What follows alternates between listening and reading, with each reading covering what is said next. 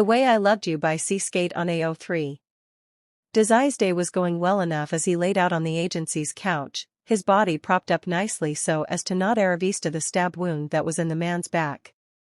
He could feel his partner's angered glare from across the room, but Dazai knew that even the blonde man had agreed to lay off his more violent temperaments towards the bandaged man until the other wasn't at an immediate risk of tearing stitches. Dazai knew that if this had been the mafia he would have been regulated to desk work from the moment that he walked through the doors, a subordinate keeping a careful, if distant, eye on him as he did so make sure that the man didn't use his injured status to get a dangerous mix of drugs as Dazai had attempted once when the boss had finally found a decent replacement for the Port Mafia's doctor. He couldn't help but marvel at the casual disinterest that his coworkers showed as they'd rather leave him be than deal with any of the problems that came with the bandaged man. So different. Dazai, a voice called from the door of the agency's office, the tone holding the same soft authority that it always did that never failed at not setting the 22-year-old on edge. Dazai's eyes sprung open at having his name called by the president, something that he knew Ranpo didn't miss. But the bandaged man didn't have the energy to think of any of the implications that could have. The bandaged man pushed himself up into a sitting position quickly, subconsciously ignoring the way that his body screamed in protest to any form of movement. It wasn't like he hadn't dealt with much worse at a much younger age after all. President, the ability user greeted with all the case cheer that he always held. The president almost would have believed it if he didn't know exactly who it was that he was addressing. It hadn't taken Ranpo more than a second or two to figure out Dazai's role within the mafia after the president had told the detective about what had transpired at the meeting with the Port Mafia during the guild threat. There were only so many people in this world that could talk to the mafia boss in the way that Dazai had and lived to tell the tale. The demon prodigy just happened to be one of the few. "My office, I'd like to speak with you." Dazai drew himself to his feet as the older man walked away, going back the way that he'd come before. The bandaged man couldn't help the wave of apprehension that consumed him as he followed the white-haired man. The first time that he'd been in the president's office, the man himself had given Kanikata a gun with instructions to shoot Dazai lethally if he proved to be a threat to the agency. Though Dazai himself had not been present for the exchange, he knew well enough that it had occurred, especially as the blonde detective had done just that with a gun made from his ability during the case. "Sit," the older man suggested as the pair walked inside. The president gestured to the chair in front of his desk as the man himself moved to close the door behind the two of them so that the others wouldn't overhear. "Sir, what is this about?" Dazai asked as the older man crossed the room and settled down into his desk chair. The man's posture was relaxed in a loose, non-threatening way that only served to make the detective want to run out of the room then even more than he had before.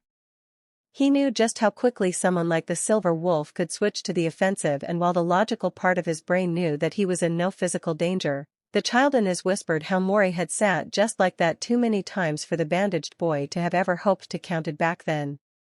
"Dazai, are you happy with your partnership within the agency?" the president asked. The detective in question stared at the older man with a look that he could only describe as surprise. Out of all of the things that the man had thought that his boss might ask or say, this had not been very high on the list. It had been right up there with the man asking why he'd chosen to leave the mafia in the first place. Which was to say, very low. "It's fine," Dazai answered simply, unsure of just what the other wanted to know. And really, the pairing was just that, fine. Dazai knew that he couldn't have asked for a better partner within the detective agency, even if one stood just outside of it. "Why are you asking?" The older man sighed as if this was not a conversation that he truly wanted to be having, a sentiment that the bandaged man shared with his elder. "You and the mafia's gravity manipulator have crossed paths a few times within the past few months," the man explained, his words grating against the younger man's nerves as the president all but simplified the other ability user down into someone's property. "It doesn't take a genius to see the trust there." Meaning that it most definitely did, as Ranpo had probably been the one to point it out to him. "I saw the chibi a time or two," Dazai confirmed carefully, not giving any more than he thought he should. "You don't trust Kanikata the same way as you do Nakahara," the president said bluntly, something that Dazai couldn't deny without lying, so he chose to say nothing at all. I just want to know what you think about your current partnership in comparison with your former. I want to know if you will go back for him, is what Dazai heard. Dazai smiled, flashing that bright look that put every fool at ease. Kunikida is sensible and so predictable. And all the others are jealous. He says everything I need to hear, and it's like I couldn't ask for anything better. He speaks with me honestly. And he means everything that he says. And I feel perfectly fine. And really, he did. It was easy to be around the blonde detective, easy to pretend to be someone much different than who Dazai knew he'd be. He respects my space. And never makes me wait. And he calls exactly when he says he will. He's close to my friends. Talks business with my you. He's charming and hardworking.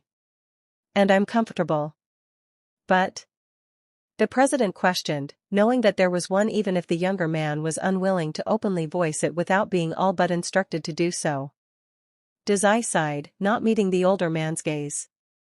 But he can't see the smile I'm faking. And my heart's not breaking. 'Cause I'm not feeling anything at all. And Chuya, he was wild and crazy.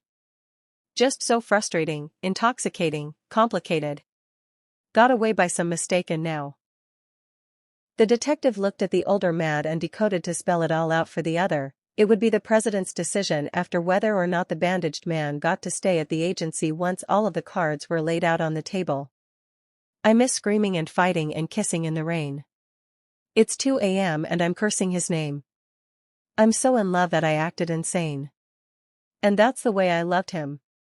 Breaking down and coming undone. It's a roller coaster kind of rush. And I never knew I could feel that much. And that's the way I loved him. Dazai, the president says slowly, not having expected that response from the rumored womanizer at all. The detective only shrugs and glances out of the window. You asked, the man says childishly. The president couldn't really refute that. The man almost wanted to groan at the situation that he was now in. Ranpo is going to owe Yasano so much money, the older man couldn't help but think. Or how the agency found out that Dazai and Chuya used to be much more than partners and might be again after their paths cross once more.